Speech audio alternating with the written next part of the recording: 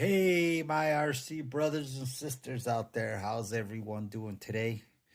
So, my next project coming up, I wanted to share with you guys is I've had this Bandit that's been sitting up on the shelf, as you could see, pretty dusty. I never use it. I've probably taken it out maybe a total of about a dozen times at best. Um, it's got this is the brushless one. I bought it.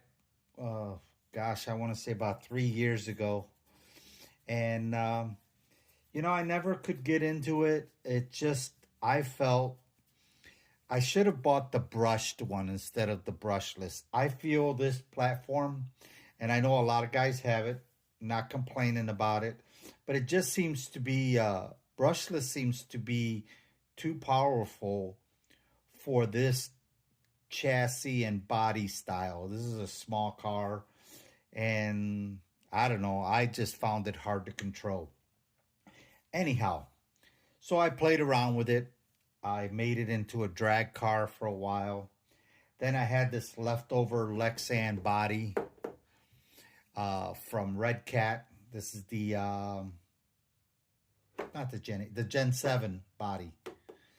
So I played around with it. One of the things I did with this chassis is, and while I'm taking this off, if any of you guys, I'm not really good on the technical stuff of these cars. If any of you guys have any recommendations, I'd like to slow this brushless system down. I don't want to spend a lot of money changing it all over, and I don't know my gearing very well. I believe it's a 2683 that's in there. I even wrote that down probably a couple of years ago. But I'd like to slow it down so that it's more, I don't need it to go 70 miles an hour. If it does 25 to 30, I'm a happy camper.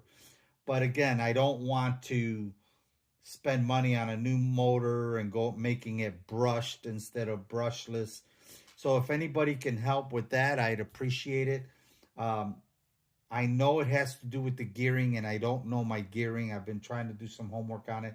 But again, I'm not very technical. So if anybody knows the proper gearing to slow this thing down, maybe you can send me a little comment on the comment section and see if you can help me with that part. But I have a vision for it. I was looking at it, and I thought it might make a nice 1/6 scale T-bucket. But I'd have to build the body from scratch, and T-buckets have a bend in them that is just pretty harsh. So I'm going to show you some pictures of a vision I have for it.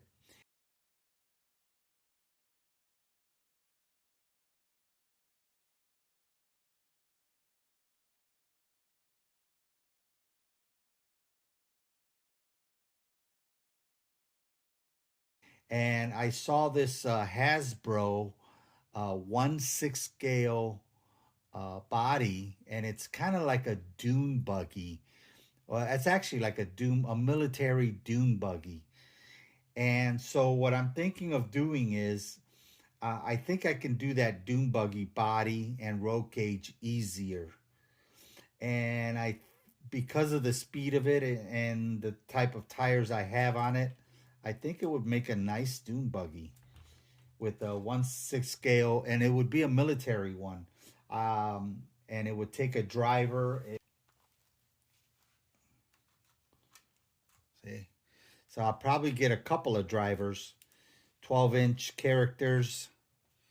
I've had this guy left over from some of the other builds I did. I had bought 4 of them.